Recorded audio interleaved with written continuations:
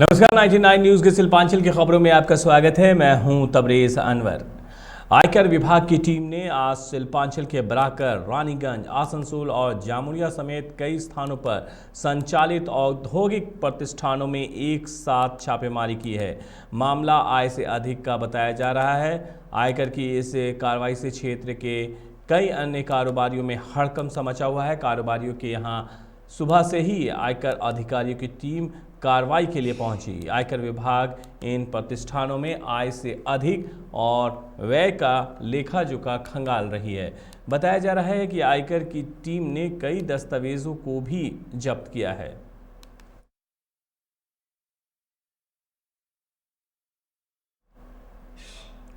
पचासवें विजय दिवस के मौके पर कोलकाता में पूर्वी सेना कमान मुख्यालय पोर्ट विलियम विजय स्मारक पर वीर शहीदों को श्रद्धांजलि दी। लेफ्टिनेंट जनरल मनोज पांडे सहित तीनों सेनाओं के वरिष्ठ सैन्य अधिकारियों ने विजय स्मारक पर पुष्पचक्र अर्पित कर 1971 के वीर योद्धाओं को याद किया। 1971 के युद्ध में पाकिस्तान पर मिली ऐतिहासिक जीत की याद में 50वें विजय दिवस को मनाया गया।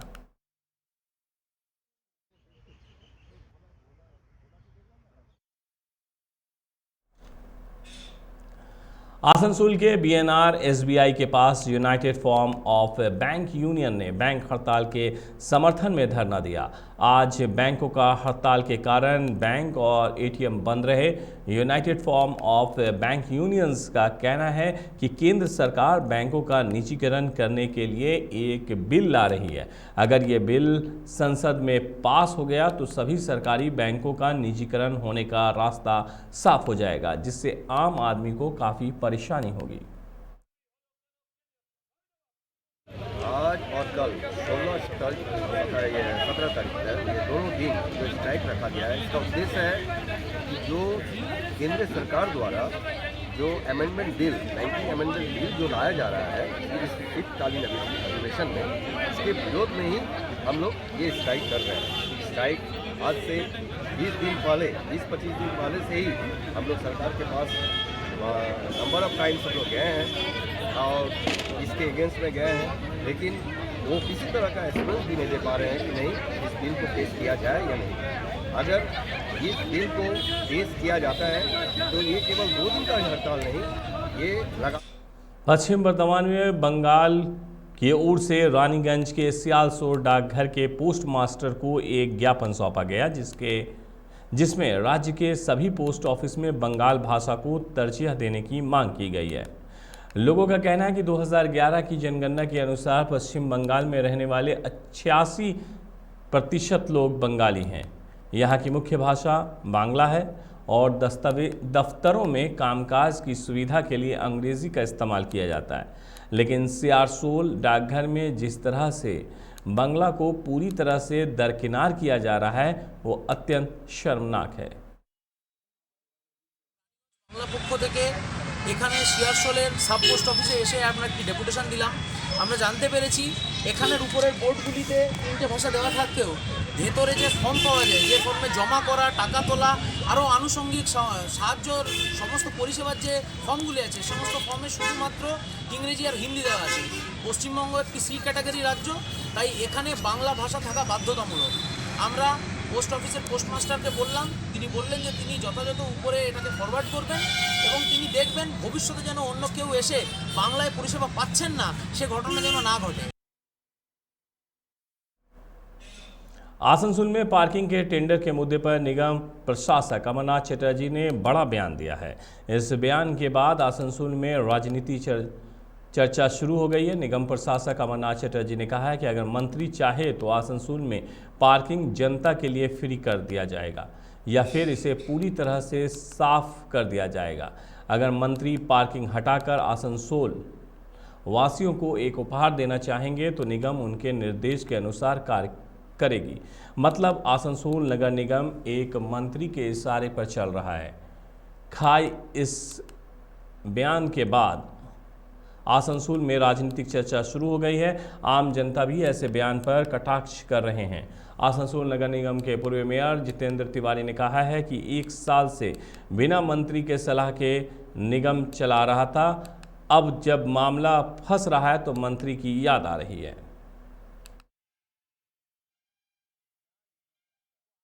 लास्ट 20 दिसंबर को एक तो डेट है।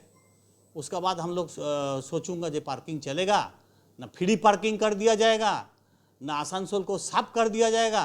मंत्री से बात करूंगा, मंत्री अगर इसमें सहमत देगा, मंत्री अगर चाहेगा ये पार्किंग रहे तो रहेगा, अगर मंत्री चाहेगा ये पार्किंग उठा के साफ करके आसनसोल आदमी को लिए बढ़िया एक तो आसनसोल उपहार देगा तो हम लोग वही कर दूंगा। फ्री वाला पार्किंग में अगर सेफ्टी रहेगा गाड़ी का तब तक कोई टेंशन नहीं है, ठीक है, तब तो और अच्छा है हम लोग के लिए। हम लोग का आना जाना रहता है, जैसे हफ्ता में कम से कम 5-6 रोज बाजार आना जाना रहता है। आप ऐसे करके अगर पार्किंग अगर फ्री हो जाएगा तो बहुत अच्छा है। सुरक्षा के व्यवस्था को लेकर आप क्या हाँ, कहेंगे? सुरक्षा का वही तो बोल रहे हैं, फ्री में अगर सुरक्षा सही से मिलेगा तो और अच्छा है। सुरक्षा मिलना चाहिए, सुरक्षा मिलना चाहिए। नहीं तो ये फ्री का সুবিধা হবে এটাই যে আমরা যখনই আসবো আমরা 2-1 মিনিটের জন্য থাকার চেষ্টা করি, সেই সময় আমাদেরকে 10 টাকা কি 20 টাকা কোনো সময় লেগে না, কি 1 ঘন্টার জন্য 2 ঘন্টার জন্য থাকি তবুও 20 টাকা লেগে যায়। 5 মিনিট 10 মিনিটের জন্য যদি আমি থাকি সেখানেও 20 টাকা লেগে যায়, কি 10 টাকা লেগে যায়। কিন্তু আমরা চাইবো সবসময় যাতে আমাদের ফ্রি হয়ে যায় তো আমাদের সুবিধা হবে। ফ্রি হলে আমরা তো চাই সবসময়, পাবলিক সবসময় চাই সব জিনিসগুলো ফ্রি হওয়ার জন্য, তো ফ্রি হলেই ভালো হবে। আমাদের যদি ফ্রি হয়ে যায় তো আপনার গাড়ি কি সেফ থাকবে? না, সেটা একটা রিস্ক আছে, সেই বিষয়ে যদি বলতে যাই তাহলে কিন্তু একটা রিস্ক আছে যে গাড়িটা রেখে আমি নিশ্চিন্তভাবে যেতে পারবো না কোনো মার্কেটে কিংবা আরও কোথাও 5 মিনিটের আর 10 মিনিটের ব্যাপারটা যেটা বলছি, সেখানে যদি 5 মিনিটের জন্য যা তবুও আমার টেনশন, 1 ঘন্টার জন্য যায় তবুও টেনশন যে গাড়িটা আমার ওখানে কারো দায়িত্ব নেই, এইখানে একটা কারো দায়িত্ব আমি রেখে দিয়ে যাই, সেটা একটা বিষয় আছে। হ্যাঁ, আর ফ্রি হওয়ার কথাটা বলছেন, যদি ফ্রি হয় তো আমাদের খুবই ভালো হয়, কিন্তু দায়িত্বটা নিচ্ছে না গাড়িটার। এখানে আমি একটা হ্যাঁ দায়িত্ব তো আপনারই থাকবে ওটা। আপনি যদি পার্কিংটা ফ্রি হয়ে যায় তাহলে আপনি গাড়িটা রেখে চলে গেছেন, দায়িত্ব কার হবে? দায়িত্ব এখানে যে পার্কিংয়ে থাকবে কেউ থাকবে না তো, পার্কিং ফ্রি মানে যেখানে লাগাতে পারেন, যেখানে খুশি লাগিয়ে দিয়ে যাবো, ওটাকে নিজের দায়িত্বে রাখতে হবে। এখন নিজেকে সতর্কভাবে থাক। तो होगा जो मर्जी जहाँ लगा देंगे और ज़्यादा प्रॉब्लम हो जाएगा। पार्किंग ठीक है, पार्किंग कैसा लगता है वो ठीक है, नियम से तो है सर, सुरक्षा तो है सुरक्षा है, मतलब सुरक्षा के लिए पार्किंग होना जरूरी है, एकदम। फ्री नहीं चाहिए। ना पार्किंग फ्री होता है तो फिर तो जिसको जहाँ इच्छा वहाँ लगा देगा गाड़ी, तो ये तो ठीक नहीं ना है।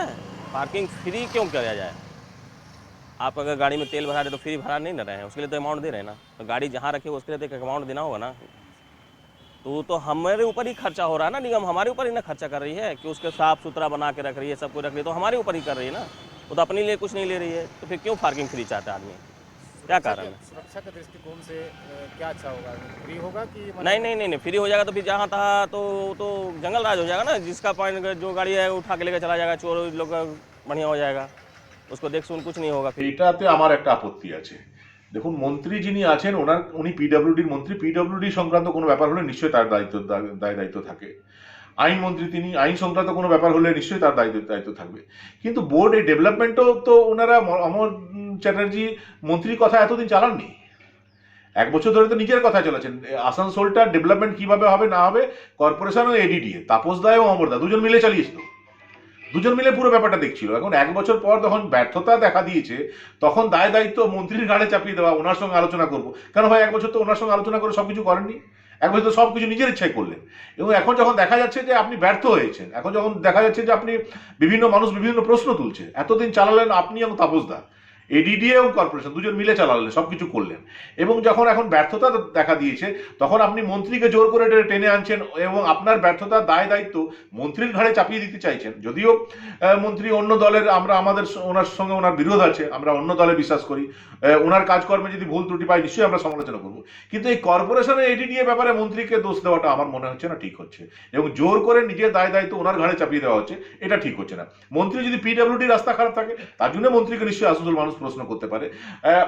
আইনের যে দপ্তর আছে সে দপ্তরে যদি কোনো গাফিলতি থাকে তার জন্য মাননীয় মলয় ঘটককে প্রশ্ন করতে পারে আসানসোল মানুষ, কিন্তু কর্পোরেশন ও এডিডিএ কেন ঠিক কাজ করছে না তার দায়িত্ব মলয় ঘটকের না। दुर्बार महिला समन्वय समिति की पहल पर कुल्टी थाना अंतर्गत नियामतपुर पहाड़ी के दिशा जल कल्याण केंद्र में एक नई बोर्ड की घोषणा की गई। बोर्ड में 6 यौनकर्मी, 1 डॉक्टर, 1 वकील, 1 स्थानीय पुलिस अधिकारी और आसनसोल नगर पालिका के प्रशासक बोर्ड के सदस्य को रखा गया। यदि कोई महिला इस बोर्ड के मुख्य क्षेत्र में काम करने आती है तो पहले उनकी काउंसलिंग की जाएगी, फिर उसे यहाँ प्रवेश करने दिया जाएगा। अगर कोई लड़की को जबरन इस धंधे में कोई लगाना चाहते हैं तो उसे काउंसलिंग में पता चलने पर उसे उसके घर ले जाया जाएगा। इसके अलावा अगर कोई लड़की 18 साल से कम उम्र की है तो उसे व्यवसाय में जाने की अनुमति नहीं दी जाएगी।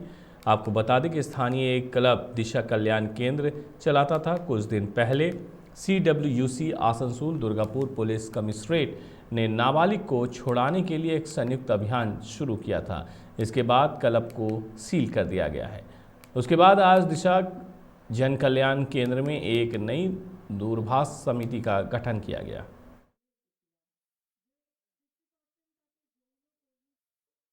रेगुलेट एरिया में एक दोबार सेल्फ रेगुलेटरी बोर्ड गठन करा गया है। इस बोर्ड में जो यहाँ की जो सेक्स वर्कर्स हैं तो उनका प्रेजेंटेशन रहेगा, उनका रिप्रेजेंटेशन रहेगा। एक डॉक्टर रहेंगे, एक लॉयर रहेंगे और पुलिस के एक अधिकारी रहेंगे और एक पब्लिक रिप्रेजेंटेटिव रहेंगे। तो इस तरीके से करीब 10 मेंबर्स का एक बोर्ड बनाया गया है ताकि यहाँ पर कोई भी इलीगल, कोई भी माइनर में यहाँ पर ना आ पाए, उसको काम करने से बाध्य ना करा जाए। और इसके अलावा जो अनिच्छुक अगर कोई महिला है तो उसको बाध्य ना करा जाए। इसके अलावा कोई भी अगर हैरेसमेंट होता है तो उसका भी कोई कंप्लेंट अगर नहीं आ पा रहा है तो वो पुलिस के प्रति, पुलिस के संग उनका लिंक बनाएगा इस बोर्ड के थ्रू। অনুষ্ঠানটা হলো, নমস্কার, আজকের অনুষ্ঠান হলো যে এই দিশাতে একটা অ্যান্টি ট্রাফিকিং এর একটা বোর্ড তৈরি করা হলো, যেতে 6 জন যৌনকর্মী আর 4 জন বাইরের সরকারের প্রতিনিধি থাকবেন।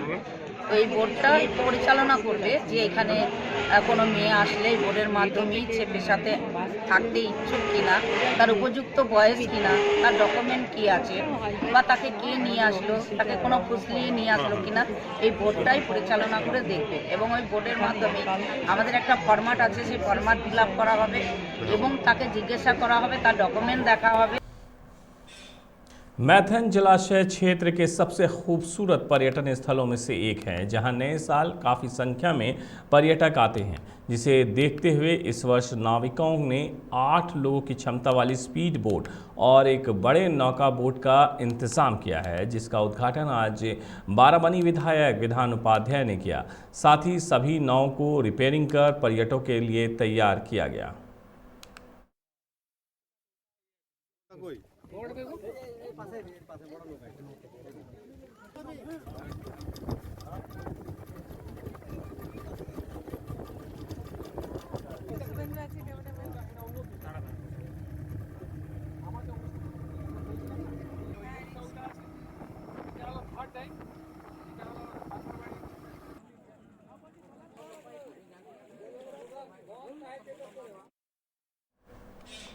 आसनसोल TMC कार्यालय में एक बैठक हुई, जिसमें पश्चिम बर्धमान जिला अध्यक्ष विधान उपाध्याय, चेयरमैन उज्ज्वल चटर्जी, वही शिवदासन उर्फ दासू समेत कई नेता उपस्थित थे। बैठक में आगामी निगम चुनाव को लेकर रणनीति बनाई गई, साथ ही पार्टी की अंदरूनी गुटबाजी को खत्म करने पर जोर दिया गया।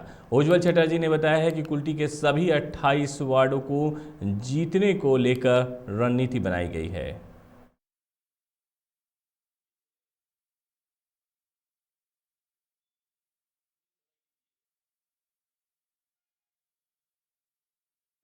দলের সংগঠনকে আমাদের মজবুত করতে হবে।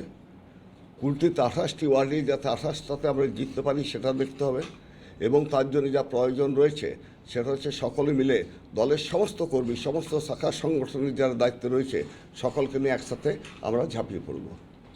বেশ কয়েকটা জায়গায় এখনও দেখা যাচ্ছে খামতি আপনাদের কুলটিতে, যেগুলো খামতি হতে ও সব মিটে গেছে। बैंक हड़ताल का आज व्यापक असर कुल्टी में भी देखने को मिला, जहां के नियामतपुर, बड़ाकर, चीनाकुड़ी, दीसरगढ़ समेत विभिन्न जगहों पर बैंकों के साथ साथ ATM सेवा भी बाधित रही, जिससे लोगों को पैसे की लेन देन में काफ़ी परेशानी का सामना करना पड़ा। आपको बता दें कि केंद्र सरकार ने बैंकों के निजीकरण के लिए संसद के मौजूदा सत्र में कानून में संशोधन की पहल की है। इसके विरोध में बैंकों ने गुरुवार और शुक्रवार को 2 दिन की हड़ताल का आह्वान किया है। बैंक कर्मचारियों की 9 यूनियन इसमें शामिल है।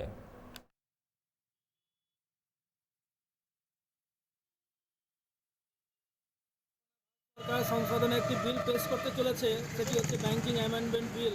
এই বিলের দরুন ভারত সরকারের যা হিস্সেদারি রয়েছে সেটা 26% নেমে আসতে পারে এবং এরই বিরুদ্ধে বর্তমানে 9টি ব্যাংক ইউনিয়ন মিলে 2 দিনের ধর্মঘট ডেকেছে। যদি এই ধর্মঘটে সরকার আপনাদের দাবি না মানে তাহলে আগামী দিনে কি পদক্ষেপ নেওয়া হবে? আগামী দিনে আমরা এর থেকেও বেশি বড়সড় একটা ধর্মঘটের দিকে এগোচ্ছি এবং যদি এই দাবি না মানে তাহলে আমরা আমাদের আন্দোলনটাকে আরও বেশি आगे। कुल्टी कॉलेज छात्र संसद ने सौरभ घोषाल के नेतृत्व में कॉलेज के अध्यक्ष सुप्रियो चक्रवर्ती को एक ज्ञापन सौंपा। इस दौरान बड़ी संख्या में कॉलेज के छात्र छात्राओं ने टीएमसीपी के झंडे लेकर पूरे कॉलेज कैंपस में जुलूस निकाला। जीएस सौरभ ने बताया है कि कोरोना के बाद जब से कॉलेज खुला है तभी से नियमित तौर पर पढ़ाई नहीं हो रही है। हमारी मांग है कि पढ़ाई में किसी प्रकार की कोताही बर्दाश्त नहीं की जाए। उन्होंने बताया है कि स्टूडेंट्स के पीने के पानी के लिए कॉलेज में उचित आरओ की व्यवस्था कॉलेज को करनी पड़ेगी। वहीं उर्दू शिक्षकों की उपलब्धता पर जोर देने को कहा। কুলটির ছাত্র যুব নেতা যতীন গুপ্তার দাদার আমাদের সহযোগিতায় কুলটি কলেজ সাধারণ ছাত্রছাত্রীদের যে সমস্ত সমস্যার সম্মুখীন হচ্ছিল, ছাত্রছাত্রীদের অনেক সমস্যা হচ্ছিল, তার ভিত্তিতে আমরা আজ প্রিন্সিপাল স্যারকে ডেপুটেশন দিলাম। যেমন ডেপুটেশনে আমাদের উল্লিখিত মন্তব্যগুলি ছিল, স্টুডেন্টদের ঠিকমতো নিয়মিত ক্লাস হচ্ছে না, স্টুডেন্টদের আইডি কার্ড ফার্স্ট সেমিস্টার এবং থার্ড সেমিস্টার স্টুডেন্টদের ঠিকমতো আইডি কার্ড এখনও পর্যন্ত পায়নি, যার ফলে ওদের অনেক অসুবিধার সম্মুখীন হচ্ছে। কুলটি আমাদের স্টুডেন্টদের ঠিকমতো পানীয় জল বা ওয়াটার পিউরিফায়ারের ব্যবস্থা নেই।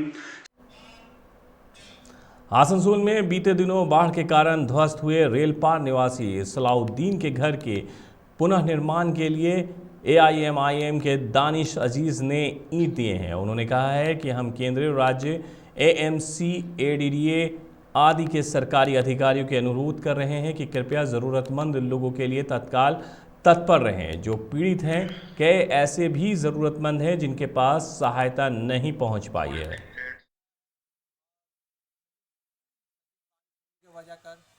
Ward number